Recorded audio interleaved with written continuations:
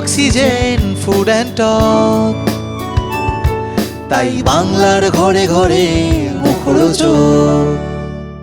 খুব ভালো, এটা যদি লিগালি হয় তাহলে এটা তো লিগালি বলতে হবে।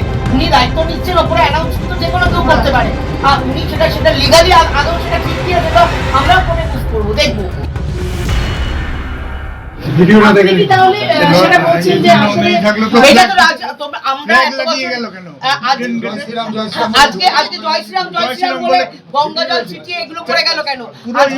আজকে আপনারা দেখুন ইম্পার বাইরে এখনো বিজেপির ফ্ল্যাগ লাগানো। আমাদের এত বছর ইম্পায় কোনোদিন কোনো ফ্ল্যাগ, কোনো রঙের ফ্ল্যাগ লাগিয়েছে? এই ফ্ল্যাগটা কে লাগালো? ওরাই তো লাগিয়েছে। এটা তো নন পলিটিক্যাল অর্গানাইজেশন, এখানে যেটা সেখানে বিজেপি আপনাদের একটা কথা বলি, আমরা ওটা বল উপরে পতাকা লাগিয়ে দিয়েছেন না, পতাকা উপরে কিন্তু এখন অ্যানাউন্স হয়ে গেল যে রতন সাহা দায়িত্ব নিচ্ছেন। খুব ভালো, এটা যদি লিগালি হয় তাহলে এটা তো লিগালি বলতে হবে। উনি দায়িত্ব নিচ্ছেন, ওপরে অ্যানাউন্স তো যে কোনো কেউ করতে পারে, আর উনি সেটা লিগালি আদৌ সেটা ঠিক কি আছে তো আমরাও কোর্টে বুঝ করবো, দেখবো। আপনি কি মানছেন? না, সিলেকশন হচ্ছে না, নিজে মনে করছে কিসের লোভ? চেয়ারের লোভ, চেয়ার ছাড়ছে না। তো কিসের জন্য এইভাবে ভোট হলো? আপনাদের মেম্বাররা কি উপরে রয়েছেন? আমাদের সব মেম্বার নিচে নেমে এসছে, আমরা নিচে নেমে তারপরে এই ডিসিশনটা নেওয়া হলো। আপনাদের মেম্বারদের ছাড়াই কি এই ডিসিশন নেওয়া হয়েছে? আমি বেরিয়ে এলাম, আমি অন্যদেরটা বলতে পারবো না, উপরে কি হচ্ছে তাও বলতে পারবো না, কারণ পুরোটাই ইল্লিগাল হচ্ছে, কোনোটাই লিগালি হচ্ছে না। আর আমাকে যখন এই রতন শাহ এখন ওখানে সিসিটিভি ক্যামেরার ফুটেজ আছে, আজকের দিনে তো উনি দাঁড়িয়ে অস্বীকার করতে পারবেন না যে উনি আমাকে তেড়ে এসেছিলেন। আজকের দিনে অতনু ঘোষ দাঁড়িয়ে তো আর অস্বীকার করতে পারবেন না যে উনি আমাকে তেড়ে এসেছিলেন। তো সুতরাং একটা মহিলাকে যদি ঘন ঘন তেড়ে আসা হয়, আপনার কি মনে হয় পুলিশের সামনে যখন তেড়ে আসছে পুলিশ চুপ করে দেখছে, সেই মহিলার ওখানে থাকা উচিত না? আমরাও তো বলেছিলাম গণতান্ত্রিক পদ্ধতিতে ভোট হোক, আমরা সবাই হাত পাচ্ছিলাম যে গণতান্ত্রিক পদ্ধতিতে আমরাও যখন আগে ভোট দিয়েছিলাম, তাহলে আমরা যে ভোট দিয়েছিলাম তাহলে নিজেদেরকে অসম্মান করা হবে।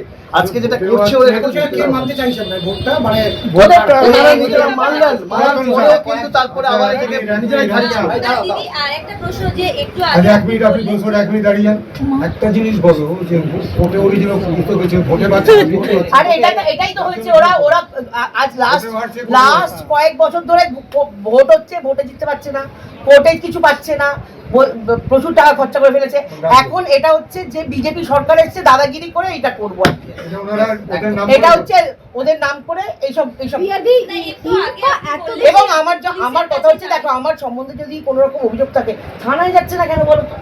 আজকে এই ঘটনাটাকে আপনি থানায় যাবেন, যেটা একটু আগে আপনি বললেন যে আপনি থানায় যাবেন। নিশ্চয়ই আইনি, আমাকে তো আইনি জায়গা নিতেই হবে, আমাকে তো আইনি সহায়তা নিতেই হবে। এবং সেখানে পুলিশ যে আপনাকে সহযোগিতা করছে না, বিষয়টা মেনশন করবেন। 100% করবো, 100% করবো। এবার উপরে আলোচনাটা কি নিয়ে? উপরে প্রথমে আলোচনা হলো স্ক্রিনিং কমিটিটা নিয়ে। স্ক্রিনিং কমিটি আগের সরকারের একজন মন্ত্রী করে দিয়েছিলেন, এখন আমরা স্ক্রিনিং কমিটি নিয়ে কোনো কথা বলতে পারবো না, কারণ এখন যদি সরকার রাখেন হবে, না রাখেন হবে না। সুতরাং এখন যেরকম যে পারবে ছবি রিলিজ করবে এটা। তারপরে ওনাদের প্রেজেন্ট সিচুয়েশনে আরো হলো যে এরকম কি ফেডারেশনের এই টাকা বৃদ্ধি হচ্ছে। প্রথম কথা জানি রাখি যে 33%টা নিয়ে কথা হয়েছিল, সেটার কোনো সাইন এখনো হয়নি, কারণ আমরা বলেছিলাম 33% তখনই আমি বাড়াবো যদি আমাদের এখানে মেম্বারদের 50 লক্ষ টাকার উপরে যাদের ছবি বানাবে তাতে টেকনিশিয়ান যদি কম হয়, তখন আমরা 50, মানে এটা নিয়ে আমাদের তো ফাইনাল কিছু হয়নি, এগ্রিমেন্ট সই হয়নি টেকনিশিয়ানদের। হ্যাঁ, কোনো সেটা ওরা বলতেই দিচ্ছে না, ওরা তো অ্যাডামেন্ট, ওরা বলতেই দিচ্ছে না। আচ্ছা গেল 3 নম্বর, ওনারা বললেন যে আপনি এই চেয়ারটা থেকে সরে যান, কারণ আপনার সম্বন্ধে অ্যালিগেশন আছে। ভাই আমি যদি ওখানে বসে থাকি, আমার অ্যালিগেশন থাকে, আমি শুনলে তো কোনো অসুবিধা নেই, তোমরা অ্যালিগেশন দেবে। আমার সম্বন্ধে যদি অ্যালিগেশন দেয়, তোমরা যদি থানায় আছে, কোর্ট আছে, তোমরা প্রুফ করো। আপনি কি অ্যাকাউন্ট সাবমিট করেছেন? যে অ্যাকাউন্টস নিয়ে এত কথা হচ্ছে, অ্যাকাউন্টস নিয়ে তো কোনো কথা হয়নি। এই যে টাকা পয়সা এদিক ওদিক, না অ্যাকাউন্টস নিয়ে তো কোনো কথা হয়নি। ইম্পার সবচেয়ে বড় কথা, ইম্পার কোনো অ্যাকাউন্টস নিয়ে কোনো কথা নেই এদের। আচ্ছা, এদের ইম্পার পার্সোনাল অ্যালিগেশন। তুমি ওখানে কি করছো? আজকে ধরুন দাদুলদা একটা ছবিতে একটা শোয়ে কারোর কাছে 1,80,000 টাকা নিচ্ছে, কারোর কাছে 2 লাখ টাকা নিচ্ছে, কারোর কাছে 1,60,000 টাকা নিচ্ছে, কখনো ব্ল্যাকে নিচ্ছে, কখনো হোয়াইটে নিচ্ছে, তার ব্যক্তিগত ব্যাপার, সে এখানে মেম্বার। আপনি পার্সোনাল অ্যালিগেশন এখানে দেবেন না? ধরো কথা ওনার ব্যবসা, আমি যদি ইম্পার টাকা 9-6 করতাম, আমাকে বলতে পারতেন যে 1,000 টাকা করেছি, সেই লোকটা এখানে আজকে দাদা হয়েছে। এইখানে আপনি যে ওরা বা ওনারা বলছেন পার্টিকুলারলি আর রতন সাহা, মিলন ভৌমিক, শতদীপ সাহা, কৃষ্ণা দাগা, অতনু বোস, আরেকটা যেন ছিল রানা মুখার্জি, সৈকত, আরেকজন তো একজন, হ্যাঁ যাকে মনে হলো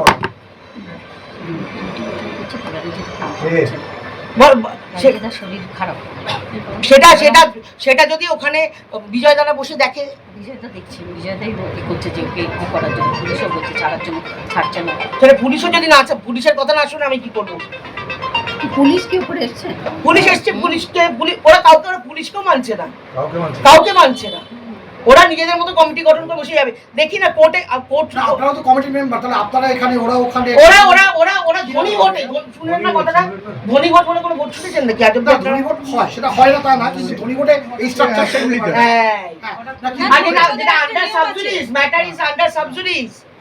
না, ধনী ভোটের একটা নিয়ম আছে যে ইসি মেম্বার ওদের মধ্যে থাকতে হবে, ওদের মধ্যে ইসি মেম্বার কে আছে? তাহলে এজেন্ডা কেউ নেই। না, সেটা লিগালি দাঁড়াবে, সেটা আলাদা কথা, কিন্তু আপনারা এখন পদক্ষেপ আপনাদের কি?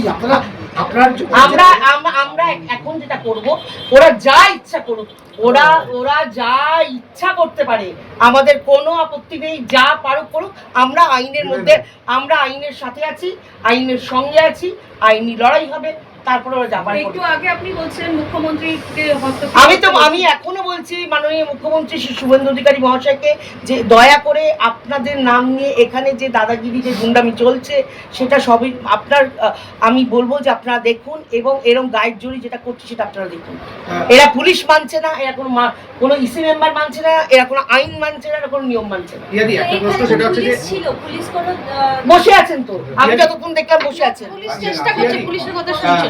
পুলিশ চেষ্টা করছে, শুনছেন তো, এরা যারা ছিল পুলিশ চেষ্টা করছে, পুলিশের কথা এই গত ইলেকশনের ফেজের জন্য অনেক কটা ছবি স্ট্যাগনেন্ট অবস্থায় ছিল, এরপর একের পর এক রিলিজ হবে। ইম্পার একটা গুরুত্বপূর্ণ দায়িত্ব থাকে না, আমাদের তো এখন আর কোনো দায়িত্ব, আমাদের স্ক্রিনিং কমিটির দায়িত্ব ছিল, কিন্তু এখন স্ক্রিনিং কমিটি নেই, তাতে কি আমরা কি করবো? যে যেরকম আগে রিলিজ করতে মারপিট করে করবে। দিদি, আজকে পাপিয়াদি বা রুদ্রনীল এদেরকে আপনাদের সম্বোধন, আমরা সবাইকেই আমরা ইম্পার তরফ থেকে সবাইকেই আমরা মেল এবং ইয়ে পাঠিয়েছিলাম যে আমরা ওনাদেরকে সম্বোধনা দিতে চাই আজকের দিনে। যদি যেহেতু মেম্বাররা থাকবেন, তো ওনাদের যদি সময় হয় ওনারা আসবেন, ওনাদের যদি সময় না হয় ওনারা আসবেন না। আমি মিডিয়াতেই পাপিয়াদি, আপনারা জানেন যে মিডিয়াতেই পাপিয়াদি বলেছিলেন যে আমি হয়তো আসতে পারি। রুদ্রনীলের সঙ্গে যখন আমার কথা হয়েছিল, ও বলেছিল 9 তারিখের পরে যদি মিটিং রাখা হয় তখন আসতে পারি, কিন্তু এখন ওরা ন্যাচারালি ওরা ব্যস্ত, আর এইসবের মধ্যে হয়তো ওনারা আসতে পারেননি। একটা কথা বলি, মাননীয় মুখ্যমন্ত্রী শুভেন্দু অধিকারী জানিয়েছেন যে 4 জনকে দায়িত্ব দেওয়া হয়েছে ফেডারেশন সংঘাত, যেই সমস্যাটা টলিউডে এতদিন ধরে চলছিল সেটা মেটানো হচ্ছিল, এবং দুজন বিধায়ককে দেখাও গেছেন, তারা এসছেন, টলিউডে কথা বলেছেন ফলাফল কুশলীদের সঙ্গে। মুদ্রণীবাবু তো নিজের একটা কার কি সমস্যাটা লিখে নিয়েছেন। সেক্ষেত্রে ফেডারেশন এই ইম্পার যে সমস্যাটা, এই যে এতদিন ধরে এই সমস্যাটা চলছে, প্রায় এটা হয়ে গেল 15-16 দিনের ওপরে, আপনারা কি জানিয়েছেন কোনোভাবে বিধায়কদের বা একেবারে সরকারের আমরা বিধায়কের কাছে, আমরা অলরেডি শ্রমিক ভট্টাচার্যের কাছে চিঠি দিয়েছি সময়ের জন্য, আমরা শুভেন্দু অধিকারীকেও চিঠি দিয়েছি সময় দেওয়ার জন্য। ওনারা সময় দিলেই আমরা জানাবো, কারণ আমরা তো জোর করে ওনাদের কাছে যেতে পারি না, ওনাদের কাছে অলরেডি আমাদের চিঠি দেওয়া হয়েছে। যেই 4 জন বিধায়কের কথা বলছি, তারা তো আরো বেশি কানেক্টেড আপনাদের সঙ্গে, তাদের সঙ্গেও যোগাযোগ করার চেষ্টা হয়েছে, তারা বলেছে সময় দেবো, তারা সময় দিলে নিশ্চয়ই আমরা তাদেরকে জানাবো।